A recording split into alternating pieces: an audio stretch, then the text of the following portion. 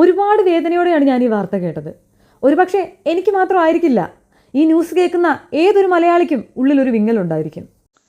മലപ്പുറം കരുവാരക്കുണ്ട് വാണിയമ്പലത്തിനടുത്ത് നിന്ന് കഴിഞ്ഞ ദിവസം കാണാതായ 14 വയസ്സുകാരി പെൺകുട്ടിയുടെ മൃതദേഹം തൊടിയമ്പലം റെയിൽവേ ട്രാക്കിന്റെ പരിസരത്ത് നിന്ന് കണ്ടെത്തി.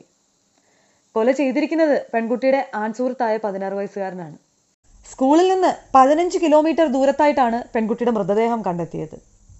രാവിലെ 9:30 സ്കൂളിന്റെ ഫ്രണ്ടിലുള്ള ബസ് സ്റ്റോപ്പിൽ ബസ് ഇറങ്ങിയ പെൺകുട്ടിയെ പിന്നെ എങ്ങനെയാണ് കാണാതായത് എന്നുള്ളത് ഇന്നും ആർക്കും അറിയാത്ത കാര്യമാണ്. പ്രതിക്ക് 16 വയസ്സ് മാത്രം പ്രായമുള്ളൂ എന്ന ഒരു കാരണം കൊണ്ട് ഒരുപക്ഷെ ശിക്ഷയിൽ നിന്ന് ഇളവ് ലഭിച്ചേക്കാം. കുറച്ചുനാൾ കഴിയുമ്പോൾ ഒന്നും സംഭവിക്കാത്ത പോലെ അയാൾ വെളിയിൽ വന്നെന്നും വരാം. മുഖം ആർക്കും പരിചിതമല്ലാത്ത കൊണ്ട് തന്നെ നമ്മൾ ആർക്കും മനസ്സിലാകാത്ത ആ പ്രതി നമ്മുടെ ഇടയിൽ തന്നെ വീണ്ടും സാധാരണക്കാരനെ പോലെ ജീവിച്ചെന്നും വരാം.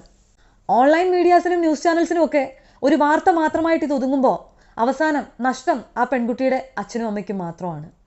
സ്വന്തം മകളെ ഒരുപാട് വിശ്വസിക്കുകയും സ്നേഹിക്കുകയും ചെയ്ത ഒരു അച്ഛനും അമ്മയ്ക്കും മാത്രം. ഇതൊക്കെ കേൾക്കുമ്പോൾ ഒരു പെൺകുട്ടി ഉണ്ടാവരുതേ എന്ന് അറിയാതെ പ്രാർത്ഥിച്ചു പോവുകയാണ്. ഒരു പക്ഷേ പെൺകുട്ടികളുള്ള എല്ലാ പേരൻസിനും ഇതൊരു വാർണിംഗ് അലേർട്ട് തന്നെയാണ്. ഇനിയെങ്കിലും തൻ്റെ പെൺമക്കളെ അന്ധമായി വിശ്വസിക്കാതിരിക്കുക.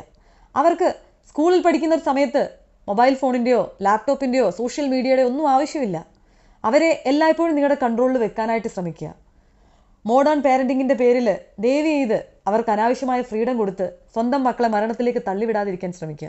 ഇതിലെല്ലാം ഏറെ എന്നെ വേദനിപ്പിച്ചത് ആ വീഡിയോസിന് താഴെ വന്ന കുറച്ച് കമൻസ് ആണ്. ഇവിടെ പെൺകുട്ടി മരണപ്പെടാനുള്ള കാരണം ആ പെൺകുട്ടിയുടെ മാത്രം തെറ്റ് എന്നുള്ള രീതിയിലാണ് പല ആൾക്കാരും സംസാരിക്കുന്നത്. കേരളത്തിലെ നീതിന്യായ വ്യവസ്ഥയോട് എനിക്ക് ഒരേ ഒരു അപേക്ഷയേ ഉള്ളൂ. പ്രതി 16 വയസ്സുകാരനായതുകൊണ്ട് മൈനർ എന്ന നിലയിൽ നിയമത്തിൽ നിന്നുള്ള യാതൊരു ഇളവുകളും അയാൾക്ക് കൊടുക്കാൻ പാടില്ല.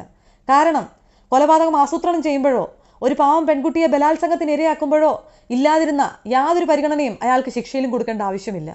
അത് ഒരിക്കലും ഒരു മൈനറായ കുട്ടി ചെയ്യേണ്ട കാര്യങ്ങളുമല്ല. അതുകൊണ്ട് തന്നെ തെറ്റിൻ്റെ ആഴം എത്രത്തോളമാണോ അതിനനുസരിച്ച് ശിക്ഷയും കൊടുക്കണമെന്നാണ് എൻ്റെ അപേക്ഷ.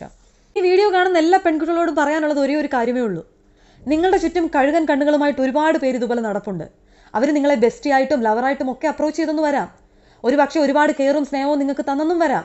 പക്ഷെ അതൊന്നും നിങ്ങളുടെ പേരൻസ് നിങ്ങളോട് കാണിക്കുന്ന യഥാർത്ഥ സ്നേഹവും കെയറും പോലെ ആയിരിക്കില്ല. അനാവശ്യമായിട്ടുള്ള സമയത്തെ കോളുകളും അനാവശ്യമായിട്ടുള്ള ക്ഷണങ്ങളും ഒക്കെ നിങ്ങളാണ് ഒഴിവാക്കേണ്ടത്. എല്ലാ റിലേഷൻഷിപ്പിനും ലിമിറ്റ് വെക്കേണ്ടത് നിങ്ങൾ തന്നെയാണ്. ഇല്ലെങ്കിൽ എൻഡ് ഓഫ് ദ ഡേ നഷ്ടം നിങ്ങൾക്ക് മാത്രമായിരിക്കും. ട്രൂ ലവ് എന്ന് പറയുന്ന സാധനമൊന്നും ഇപ്പോൾ ഇല്ല.